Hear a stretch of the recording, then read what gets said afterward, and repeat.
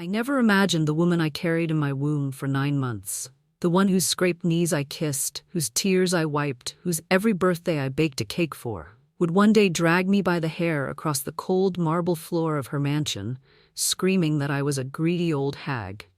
But that's exactly what happened. And the worst part? Her husband stood there, smirking. No remorse, no hesitation.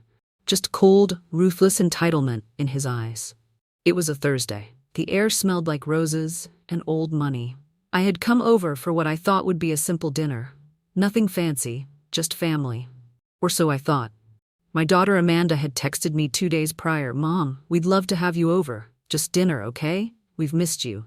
But something felt off. Maybe it was the tone of her voice on the phone.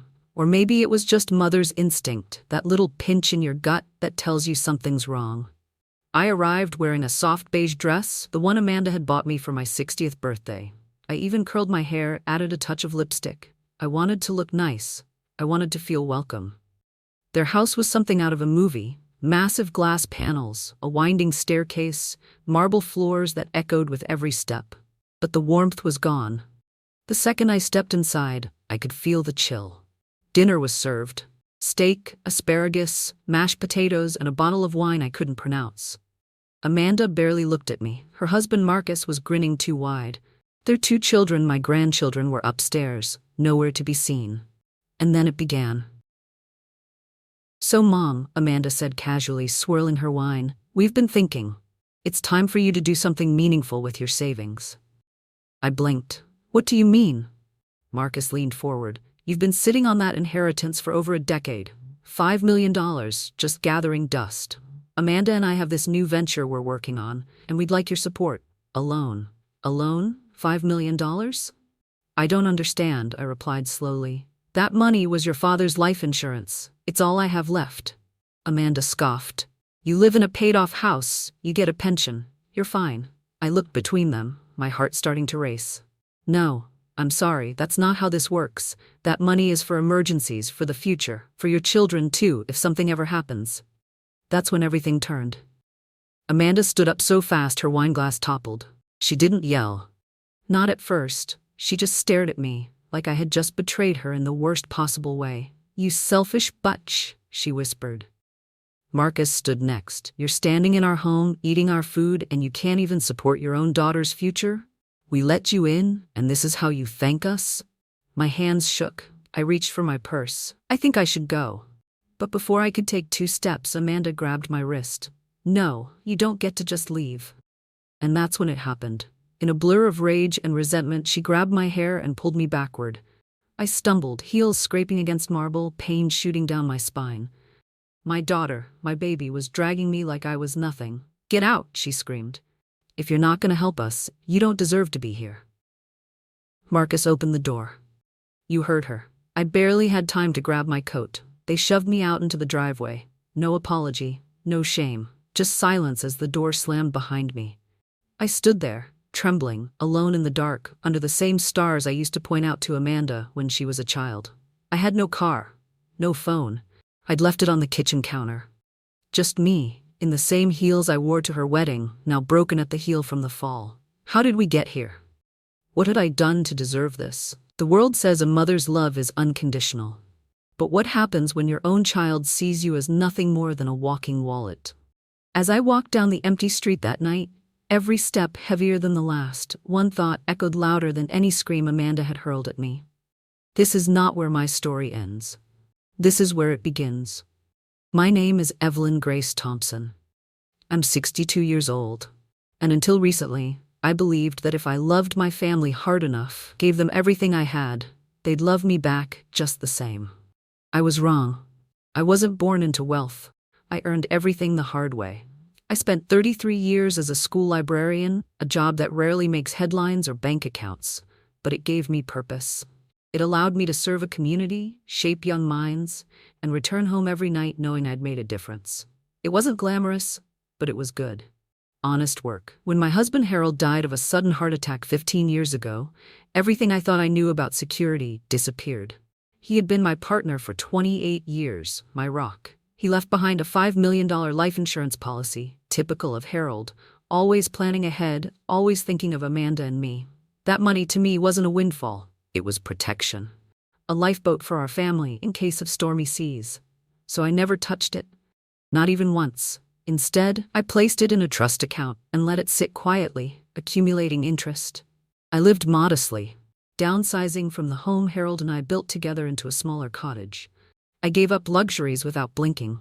I didn't take vacations, didn't update my wardrobe. I learned to live on a librarian's pension and careful budgeting. To the outside world, I looked like any ordinary widow. But what they didn't see was everything I gave behind closed doors. Amanda, my only child, was 24 when Harold passed. She had just married Marcus, a man with a dazzling smile and a talent for saying the right thing at the right moment. I never fully trusted him. Something about his slick demeanor, the way he looked past people instead of at them, it made my stomach twist. Still, Amanda was in love, and I didn't want to cast shadows on her happiness. So I did what mothers do best. I stayed silent. They moved quickly through life, fancy apartments, designer clothes, dinner parties that looked like Pinterest boards. When Amanda gave birth to Mia, my first grandchild, I felt a flicker of hope. Maybe, I thought, this would bring us closer. I baked, babysat, sewed handmade clothes. I showed up for every birthday. When Oliver came along, I became even more present. I didn't just love my grandchildren, I built my life around them. And yet, with every visit, Amanda seemed more distant. She never pushed me away with words, but absence has its own language. She stopped returning calls, answered texts with K or busy. I chalked it up to stress, new motherhood. But it was more than that. It was a slow, careful erasure. Still, I gave and gave. Her first failed business? I wired her $40,000. She said it was just a temporary setback. Promised to pay me back. Never did. Marcus got into a legal bind with the IRS. Something about deductions and missed filings. I didn't understand the full story, but I paid their lawyer $25,000. No thank you. Just silence. Each time I told myself they were just young. They needed support. I didn't want to be the kind of mother who weaponized generosity. I thought surely they'd appreciate it one day. See my sacrifices. Value my presence. They didn't. They saw me as an ATM without limits. A safety net they didn't even need to acknowledge. I lived like someone preparing for a storm while they spent like it was endless summer. I cut coupons. I kept driving Harold's old sedan. I watered my garden with collected rainwater to lower the bill. All so the trust could stay whole. For college funds, for real emergencies, for the kind of legacy Harold wanted us to protect. But Amanda and Marcus, they weren't waiting for emergencies. They were planning their takeover. The moment I said no, firmly, finally, they turned.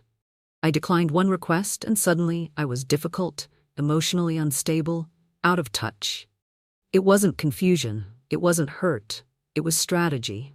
But let me be clear, I wasn't always this vulnerable. I've walked through fire before. I grew up poor in rural Mississippi, in a house where silence and fear lived in every corner. My father drank himself into oblivion and eventually disappeared. My mother worked herself sick to keep me fed. I was 14 when I started washing dishes at a Greasy Spoon diner after school. I put myself through college, one exhausted shift, and scraped dollar at a time. I built my life on resilience. I earned every piece I had.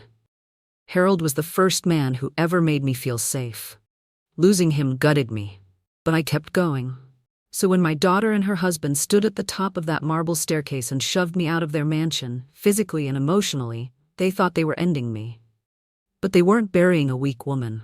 They were waking a sleeping storm. I've rebuilt from nothing before, and I will do it again. That night, as I walked alone under the cold stars, I made myself a silent promise.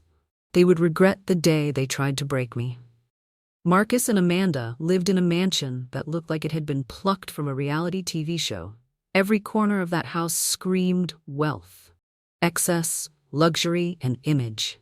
The kind of place where the furniture wasn't meant to be sat on and every room looked staged for a photo shoot. Even the smell was artificial, like imported roses and expensive floor polish. Their foyer had a chandelier bigger than my entire dining table. The walls were lined with oversized paintings from names I didn't recognize. Their kitchen, more like a high-end showroom, had marble countertops, smart appliances that spoke in a British accent, and a wine fridge stocked with bottles worth more than my monthly income. Amanda used to be simple. She liked cozy socks, blueberry pancakes, and curling up with a book. But since marrying Marcus, she'd changed. Designer bags became her new best friends. She spent more time on Instagram than she did talking to her own children. And Marcus? He encouraged it all. He loved being seen. His entire self-worth was measured by what others thought of him. Meanwhile, my house barely had working central heat. I lived in a quiet 2-bedroom cottage, walls lined with framed photos from decades past. My furniture was mismatched but comfortable. I had a coffee table Harold built by hand, a faded floral couch I refused to replace, and a small TV that only got 7 channels. The kitchen smelled of cinnamon and worn-out recipes passed down from my mother. My garden was my pride. Roses, hydrangeas, and tomatoes in the summer. I spent hours each week trimming, watering, whispering little prayers to the plants. That was my therapy. There were no chandeliers, no smart devices, just me, a cat named Muffin, and the quiet ticking of the old wall clock. But here's the thing. I was content. Genuinely. My life was slow, but it was real. I had peace. Amanda's world, on the other hand, was a performance. She hosted galas like she was royalty. Charity events that were more about photo ops than actual causes. She wore gowns that cost thousands, flew in makeup artists, and posed like she was born for the red carpet. She smiled wide for cameras, but I could see the emptiness behind her eyes. Marcus loved to play host. He'd strut around the house like a king, showing off his whiskey collection, bragging about business deals he probably didn't understand. Every time someone mentioned the stock market, he'd laugh like he was some Wall Street genius. They called me humble, but I could tell it wasn't a compliment. It was their polite way of saying boring, unfashionable, lesser. They never invited me to those big events unless they needed to show off some illusion of family unity. I'd sit quietly in a corner while strangers buzzed about stocks, art, and places I'd never been. I'd wear the same blue dress, sip water while others drank champagne, and leave before dessert because I didn't belong. Their home was a palace, but it lacked warmth. Their children were raised by nannies, fed by chefs, and barely hugged by their own parents. Mia once asked me, "Grandma, why do you always smile when you read to us?" I told her, "Because stories make me happy." She said, "Mommy never reads to us." That broke my heart. Amanda used to beg me for bedtime stories. Now, she barely looked up from her phone. The night they kicked me out, I walked through their hallway, noticing every ridiculous detail. A sculpture that looked like twisted metal but apparently cost $80,000. A bathroom with gold-plated faucets. A closet the size of my living room, filled with clothes she never wore twice. It wasn't a home. It was a showroom. My own home didn't shine like theirs, but every object had a story. The chipped mug Harold gave me on our 10th anniversary. The quilt Amanda and I stitched together when she was 12. Even the rug in the living room still had a wine stain from a game night we laughed through in 1997. Their life was built on pretending. Mine was built on memories. And now they wanted to destroy my world because I wouldn't fund their next illusion. Marcus kept saying it was an investment, that if I gave them the $5 million, they could triple it in 5 years. He said it like he was doing me a favor, like I'd be stupid not to hand it over. When I hesitated, Amanda accused me of not trusting her. She was right. I didn't. Not anymore. Trust is earned, and they had spent years withdrawing from the emotional bank without ever depositing anything back. The final straw wasn't just the demand for money, it was the entitlement, the assumption that I owed them.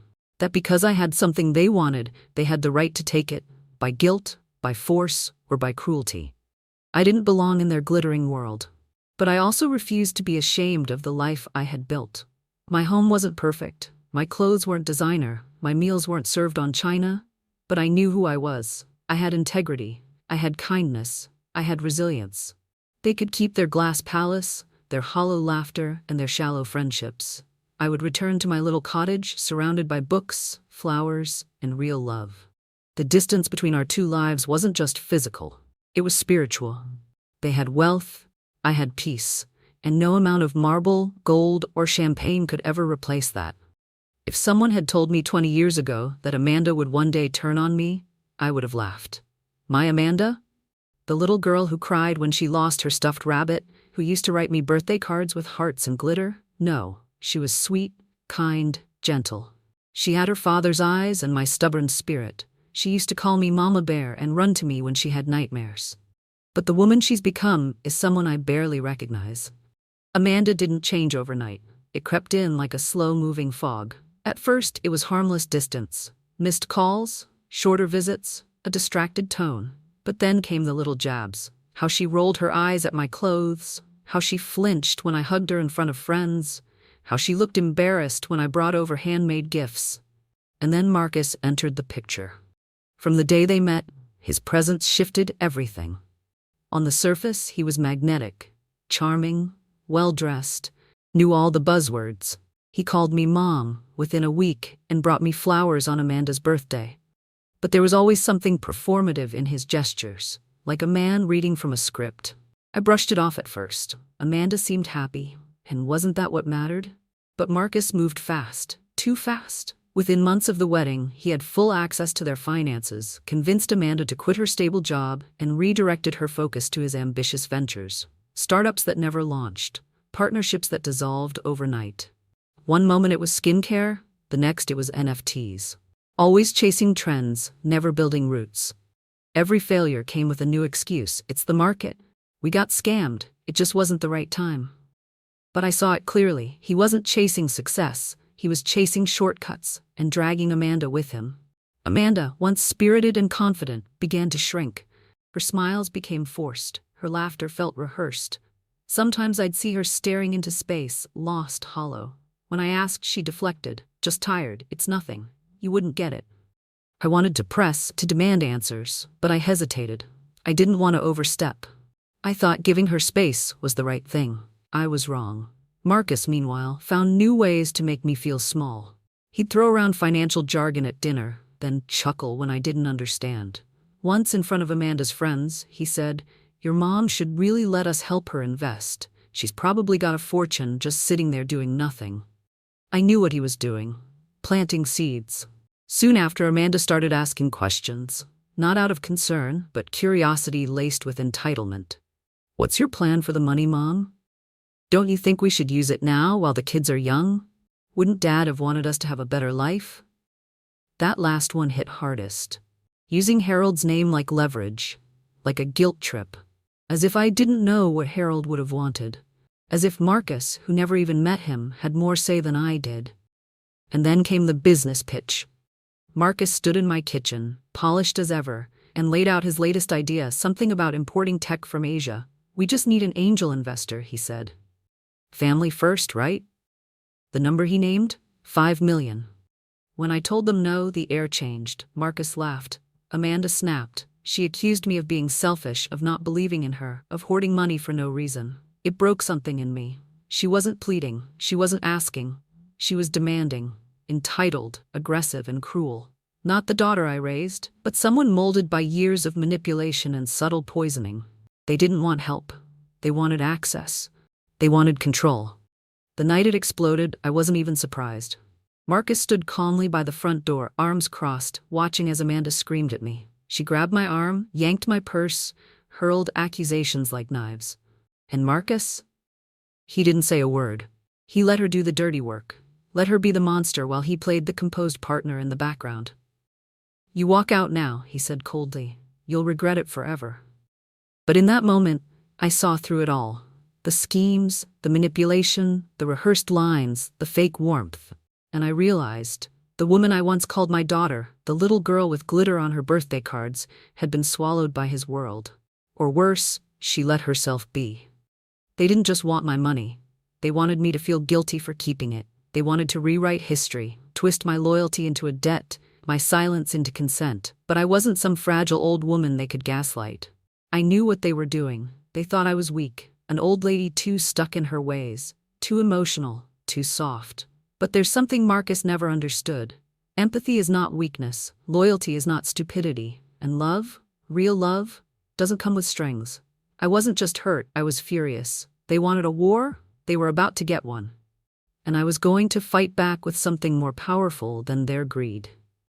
The truth. You'd think being dragged by the hair and kicked out of your daughter's house would be the lowest point a woman could reach.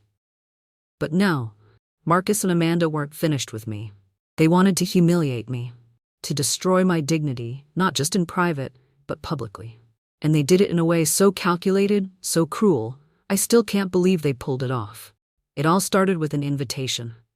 A formal, gold-foiled envelope hand-delivered to my doorstep just 3 days after the incident. My scalp was still sore, my hands still trembling from the shock. The card read, Thompson Foundation Annual Gala, a celebration of family, legacy, and the future. Amanda's name was printed in bold, followed by Marcus's in elegant cursive. There was even a line at the bottom, special dedication to our beloved matriarch Evelyn Grace Thompson. I stood there holding the card like it was some sort of joke. Beloved matriarch, after what they did? But curiosity, stubbornness, and maybe a flicker of hope made me say yes.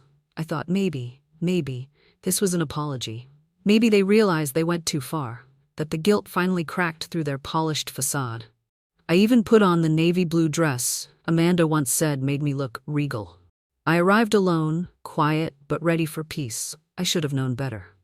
The gala was held at one of the fanciest ballrooms in the city. Crystal chandeliers, champagne fountains, velvet drapes. Everyone wore gowns and tuxedos. It was a world Amanda had always wanted to be part of. And now, she was the queen of it. I entered and saw them immediately. Amanda in a golden dress that shimmered with every step. Marcus in a tailored tux, laughing with donors like he belonged on the cover of Forbes. They spotted me. Amanda smiled. But it wasn't warm. It was sharp, like a knife dipped in honey. She approached, arms outstretched. Mom, I'm so glad you came. I forced a smile. Thank you for the invitation. You're gonna love tonight's announcement, she said, leaning in close. It's gonna be a night you'll never forget. She wasn't lying. Dinner was served, wine flowed, speeches began. Amanda spoke about family, legacy, how the foundation would provide opportunities for generations. Marcus talked about vision, innovation, the power of strategic philanthropy. Then the lights dimmed. A screen lit up on the stage, a video montage began playing, photos of Harold, our old house, even clips of Amanda as a child. My heart twisted. I didn't know they had these. Then came photos of me, old ones, me in my librarian days, me gardening, me holding Amanda as a baby. People clapped. I teared up. For a second I thought maybe I'd been wrong. Maybe this was a tribute. Then the tone shifted. The voiceover changed. Marcus's voice, smug and performative. It is with great humility that we announce tonight the official transfer of financial stewardship from Evelyn Grace Thompson to her daughter, Amanda, and myself. Wait. What? I sat upright. Murmurs spread across the room. The video continued. Thanks to the generosity and wisdom of Evelyn, the Thompson Foundation will now operate under a new financial structure, leveraging the family's full resources, including a significant trust left behind by Harold Thompson and graciously entrusted to us by Evelyn herself. People clapped. I stood. My legs were shaking. Amanda walked onto the stage, beaming. We are beyond grateful to Mom for believing in our vision. Tonight, we honor her, not just as our mother, but as our benefactor. I pushed through the crowd, heart pounding. I reached the stage and whispered to Amanda, "What are you talking about?" I didn't agree to this. She turned to me, still smiling. "Relax, Mom.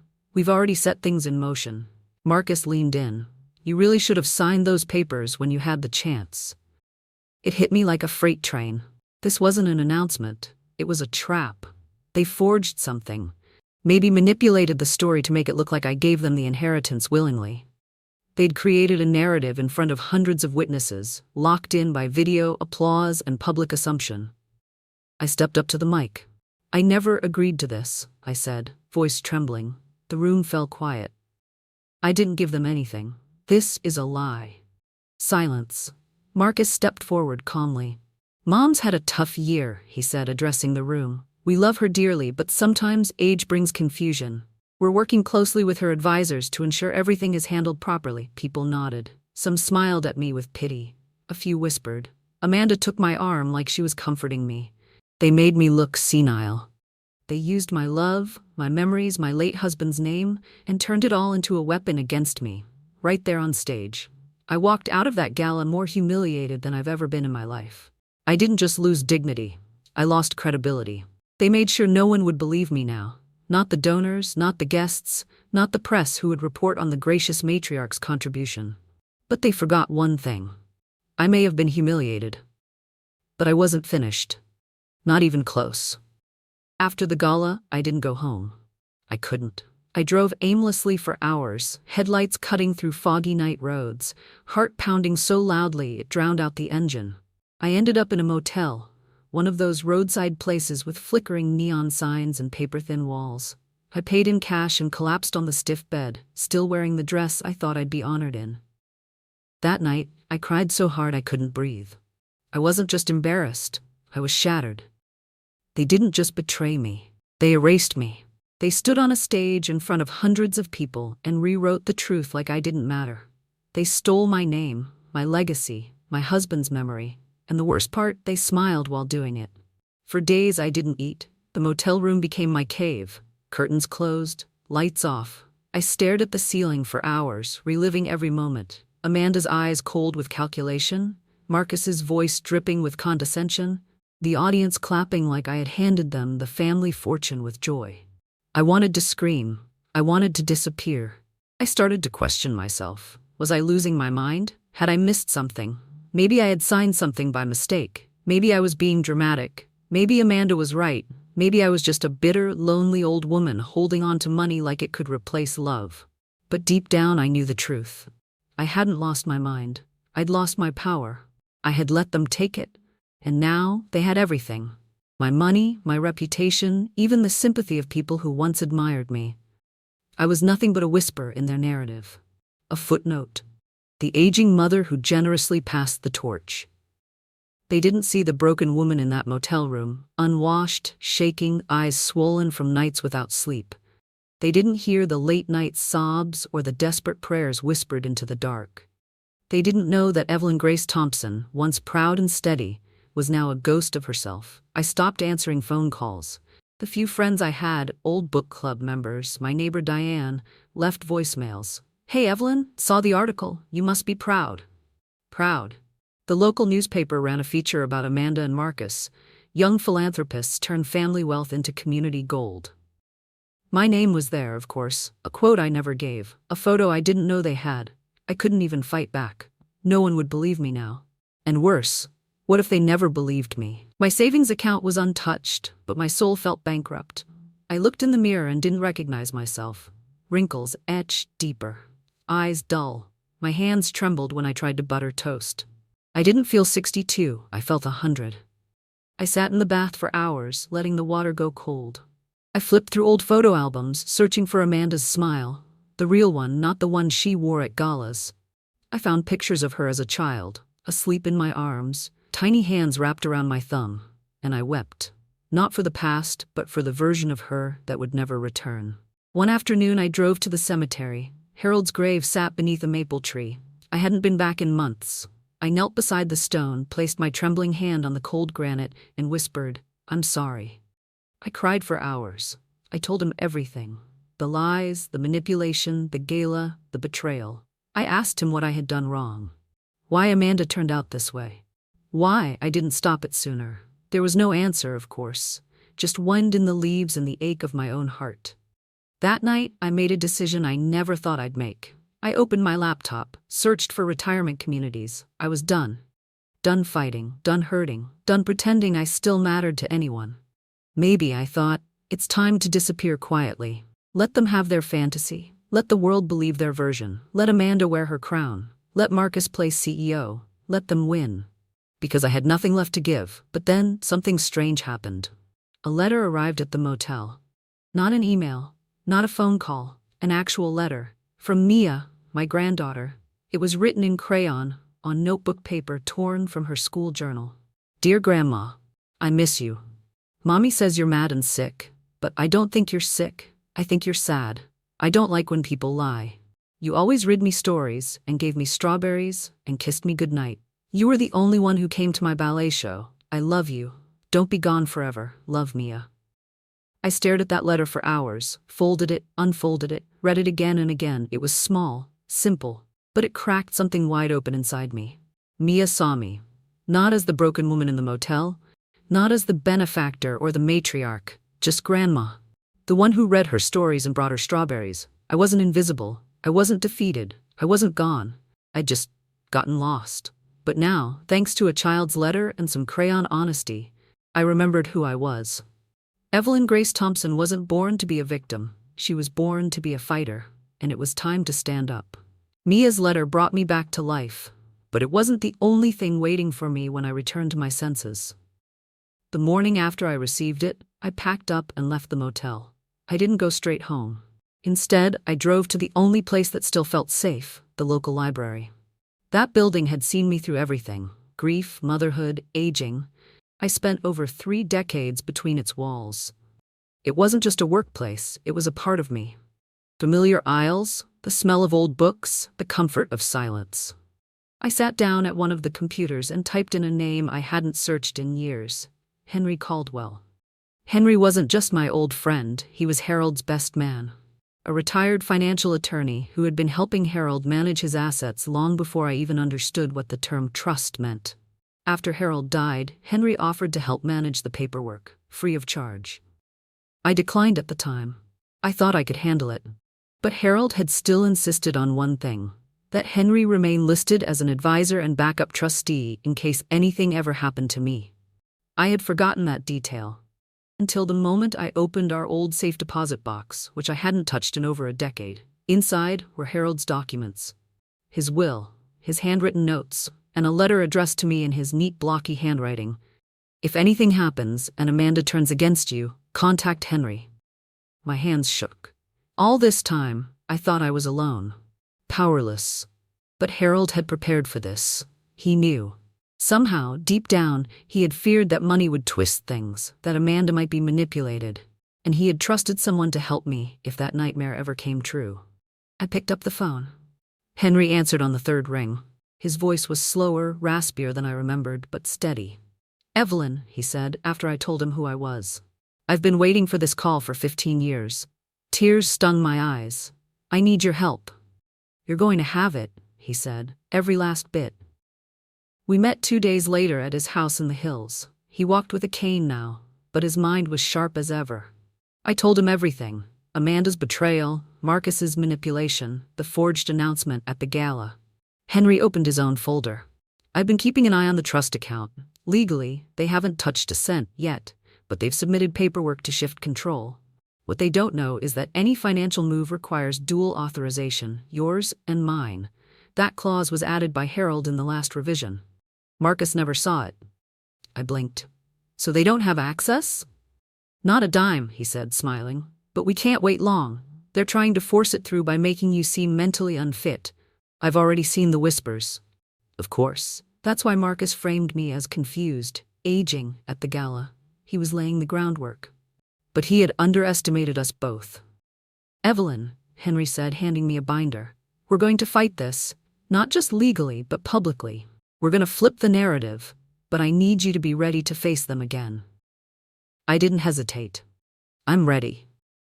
Over the next 2 weeks, Henry and his team of attorneys drafted responses, froze asset transfers, and filed a temporary restraining order to prevent any financial activity from Amanda or Marcus. The trust account was locked down. Meanwhile, I started preparing for my return, not just to the world, but to the fight. I got a haircut, a new wardrobe, not flashy, but strong. I reconnected with Diane, my neighbor, who had worked in local media. She put me in touch with a journalist named Claire, who specialized in community corruption stories. Claire listened to my story, her eyes widening more with each detail. "Do you have proof?" I handed her the forged gala announcement, the letter from Harold, Henry's affidavit, even Mia's innocent note. She read every page, nodded, and said the words that lit a fire in me. "We're going to tell your story, Evelyn, and people are going to listen." That was the day I stopped being the victim. I wasn't the mother who got dragged by the hair anymore. I was the woman who was going to burn the illusion to the ground. Amanda and Marcus had built their reputation on lies, philanthropy, family, legacy. But the truth was sharper than any press release, and I was holding it in my hands. They had no idea that a retired librarian and a 70-year-old lawyer were about to dismantle their empire. Because, while they were busy posing for magazine covers, I was preparing the receipts. They had silenced me at their gala. But now the world was going to hear my voice. I didn't just want revenge. I wanted justice. The kind of justice that made liars tremble and opportunists fall. Amanda and Marcus thought they had humiliated me for good, written me out of my own legacy, made me the quiet old lady people pitied. They had no idea what was coming. The gala had been their biggest mistake. By parading me in front of cameras and claiming I'd graciously handed over my fortune, they had given me something powerful: witnesses. Now, I was going to use their own stage against them. It started with the article. Claire, the journalist Diane introduced me to, published a full exposé titled, "The Truth Behind the Thompson Family Fortune: Lies, Legal Loopholes, and a Betrayed Matriarch." Within hours, it went viral. She included everything: Henry's affidavit confirming the forged attempts to seize control, the dual authorization clause they ignored, and even a scanned copy of Harold's handwritten letter warning me to trust Henry if Amanda turned. Claire added photos of the gala with captions like, "This donation was never authorized," and quotes from witnesses who had started to feel uncomfortable about Amanda and Marcus's behavior. Then came the broadcast interview. It was my first time in front of a camera. I wore a simple but elegant charcoal suit, my gray hair freshly cut, my voice steady. I sat across from a local news anchor and told the story. Not as a broken mother, but as a woman reclaiming her name. I was never confused, I said clearly. I was manipulated. I was painted as unstable so my daughter and her husband could gain access to the trust account my husband worked his whole life to build. The anchor asked the question everyone had wondered: why didn't you speak up sooner? I looked into the camera. Because I was raised to believe that silence keeps families together. But silence is what broke mine. That quote spread like wildfire. Social media flooded with messages of support. Justice for Evelyn trended within 24 hours. Women messaged me with their own stories of betrayal by family. Others donated to the Real Thompson Foundation, a grassroots initiative I launched with Claire's help to support elderly women who had been financially abused by their children. Amanda and Marcus, meanwhile, panicked. Their phone calls went unanswered. Donors pulled out, invitations dried up, sponsorships evaporated. Then came the subpoenas. Henry had helped file a formal lawsuit: fraud, emotional abuse, attempted financial coercion. It wasn't just a family matter anymore. It was a legal war, and we had the receipts. But the true moment of reckoning came at their next big event. Another gala. Another charity night. They had scaled down the guest list, but still tried to save face. The invite came to me, probably by accident, since they hadn't yet processed what was coming. I showed up, but I didn't come alone. Claire walked beside me, microphone in hand. Henry was on my other side, cane tapping the marble floor with every step. Behind us, news cameras rolled. Amanda saw me first. Her face went pale. Marcus's jaw clenched. "Mom," Amanda began, forcing a smile. "Don't," I said calmly. "Tonight, I speak." People turned. The room quieted. I stepped up to the same stage they once used to smear me. "Some of you may remember me from the last event," I said into the mic. "I was presented as the generous benefactor, but what you didn't know is that I never agreed to give up a cent." Murmurs rippled. They lied. They faked documents. They tried to discredit me. But what they forgot is that I'm not just a mother. I'm a woman with a name, a story, and rights. I pulled out the documents: sealed court papers, notarized affidavits, signed statements from witnesses. "This isn't about money," I continued. "This is about truth, about standing up when you're shoved down, about refusing to stay quiet just because someone tells you to." Amanda burst into tears. Marcus walked out. No one stopped me. By the time I stepped down, the crowd was applauding. Not out of politeness, but with fire. For once, I had the microphone. I had the story. And no one could take it from me. That night, I walked out with my head held high, cameras flashing, but not for a scandal. This time, it was for triumph. The next day, Amanda issued a formal public apology. It was carefully worded, full of misunderstandings and miscommunications, but everyone knew the truth. Marcus disappeared from social media. Rumors spread that he was facing charges for attempting to defraud multiple investors. Not my problem anymore. As for me, I wasn't just restored. I was reborn. Because standing in front of the very people who once watched me be humiliated, and telling the truth anyway, was the most powerful thing I'd ever done. They tried to silence me, but I roared back louder than they ever imagined. Everything led to this moment. Months of pain, humiliation, and healing. The lies they spread, the games they played, the empire they built on deception. It was all about to come crashing down. And this time, I would be the one holding the mic. Amanda and Marcus thought they controlled the narrative. They thought they'd silenced me. They underestimated the strength of a woman who had nothing left to lose and everything to reclaim. I didn't just walk into their world. I stormed it. They were hosting another gala, this time a fundraising event for their so-called educational initiative. They billed it as a celebration of new beginnings. The irony wasn't lost on me. I wasn't invited, of course. But with my legal team, Henry by my side, and media attention growing by the day, I didn't need permission anymore. I was the story. That night, I arrived not as Evelyn the mother or Evelyn the victim, but Evelyn Grace Thompson, the woman who refused to stay quiet. I wore a sleek black dress, tailored to fit the woman I had become, bold, unshaken. My silver hair was pinned back, my heels clicked with every step on the marble floor, and my eyes met every stare with calm fire.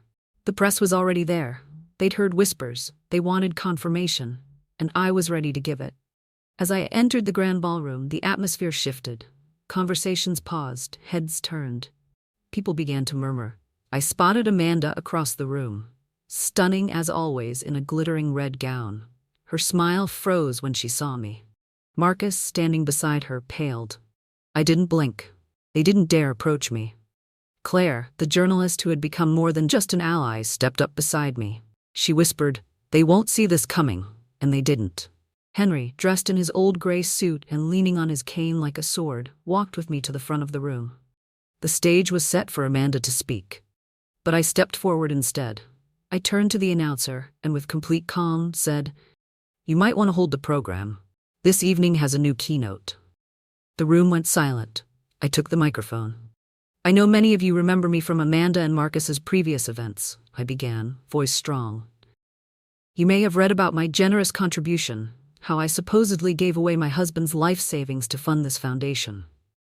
I paused. That was a lie. Gasps, whispers. I never gave them permission. I never signed away control. They used my name, my image, my silence, to build a brand rooted in betrayal. I turned to Amanda. "You were my daughter, and you used everything I gave you, my love, my trust, my legacy, and turned it into a stepping stone." She looked stunned. Her lips moved, but no sound came. "And Marcus," I continued, turning to him, "you tried to discredit me. You manipulated your way into my family, you forged documents, misled donors, and painted me as senile in front of hundreds." I pulled out a folder and handed it to the nearest journalist. "Here are the documents proving my legal authority remains intact. Here is the statement from my late husband's attorney confirming every transaction. And here are the recordings and affidavits from witnesses who saw what you did at that last gala." Claire stepped in and held up a copy of her article.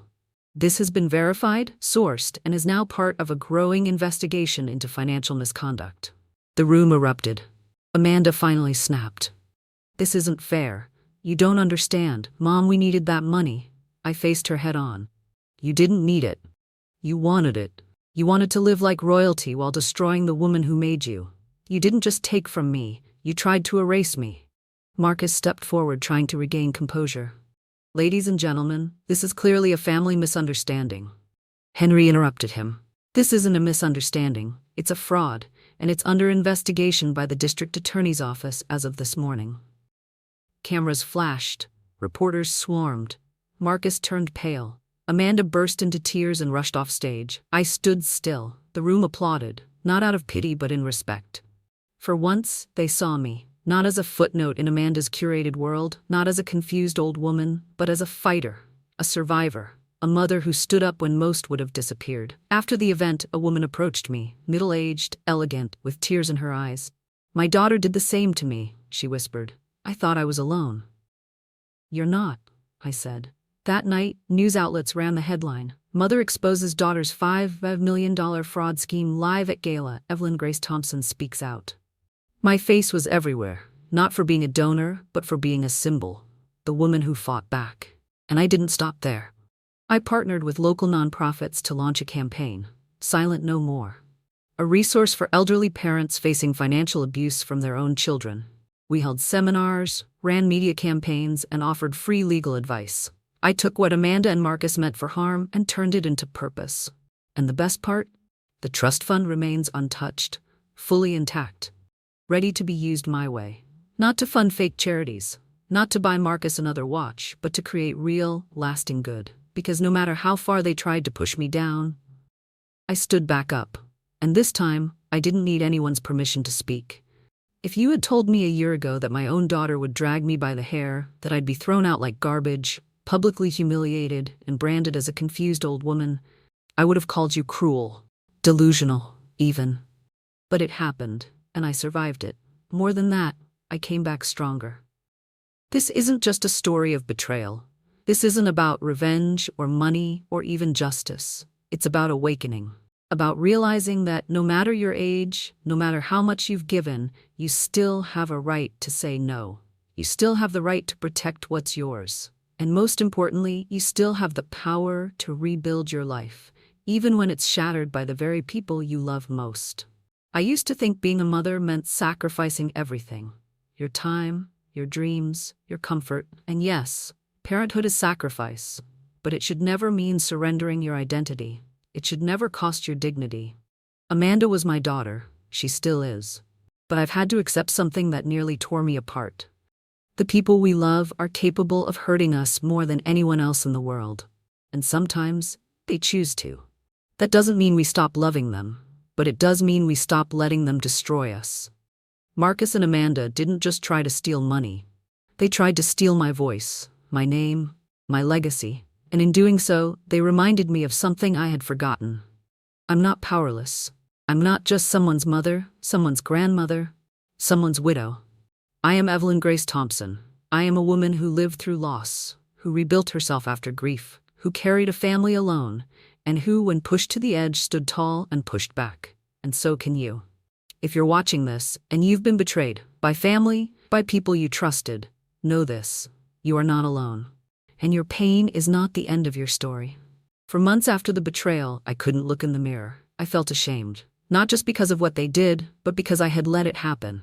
I had ignored the signs, convinced myself it was love when it was manipulation. I was afraid to speak out. Afraid people wouldn't believe me. Afraid I'd seem ungrateful, dramatic, emotional. But here's the truth. Staying silent doesn't protect you. It protects them. Abusers thrive in silence. Manipulators count on your fear. They twist your kindness into weakness, your compassion into currency.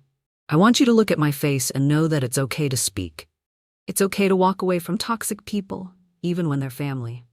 It's okay to protect your boundaries. It's okay to start over, at 62, at 72, or even 82.